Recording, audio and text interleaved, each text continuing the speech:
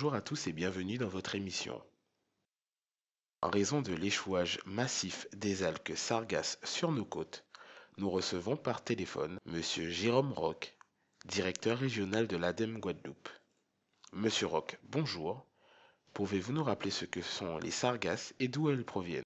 Les algues sargasses sont des algues brunes, sont des algues pélagiques, c'est-à-dire qui vivent en pleine mer et qui ne sont pas attachées au fond de l'océan. En tout cas pour les algues qui nous préoccupent, qui envahissent régulièrement aux Antilles.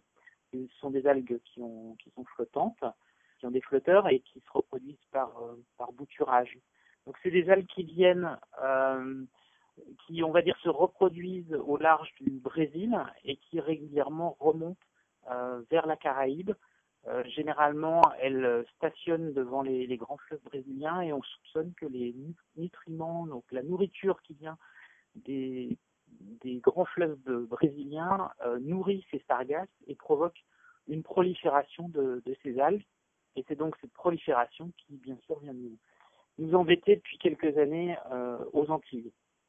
En fait, les radeaux de sargasses sont relativement importants pour la vie aquatique. On y trouve en fait pas mal de poissons sous le radeau de sargasse qui fonctionne comme un dispositif de concentration du poisson.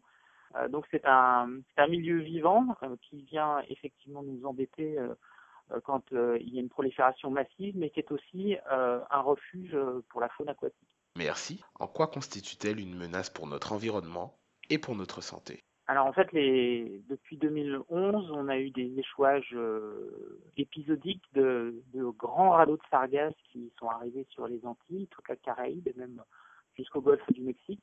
Et c'est la quantité même des échouages sur les plages qui pose problème.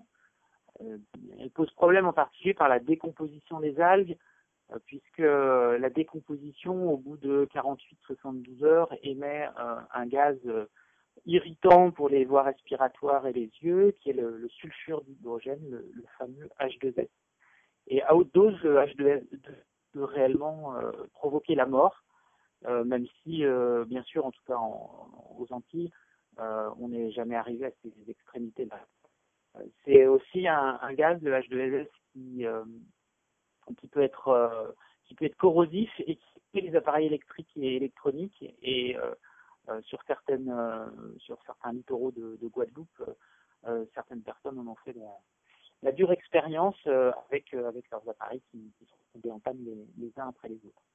Donc ce qu'il faut pour éviter le dégagement de H2S, c'est un ramassage rapide de ces algues sur le littoral.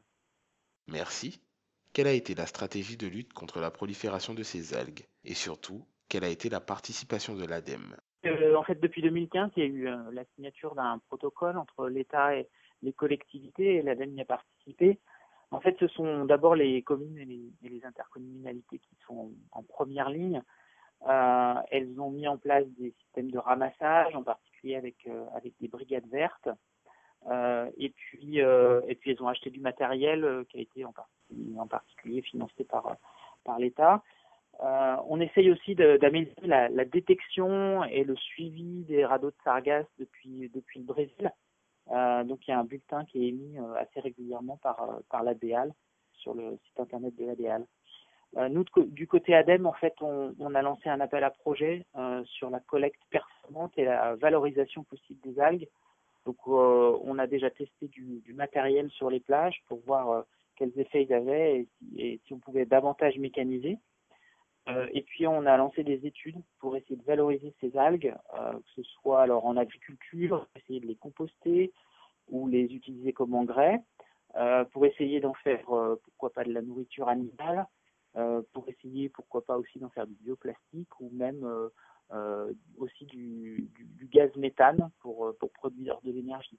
Donc là, ces études sont en cours, elles ont été relancées parce qu'effectivement, depuis 2015, il y a eu peu d'échouages et donc les échouages ont repris en 2017, qui a permis de relancer les études. Monsieur Roch, merci d'avoir répondu à nos questions. Quant à nous, nous nous retrouvons très prochainement pour un nouvel épisode de l'interview de la semaine.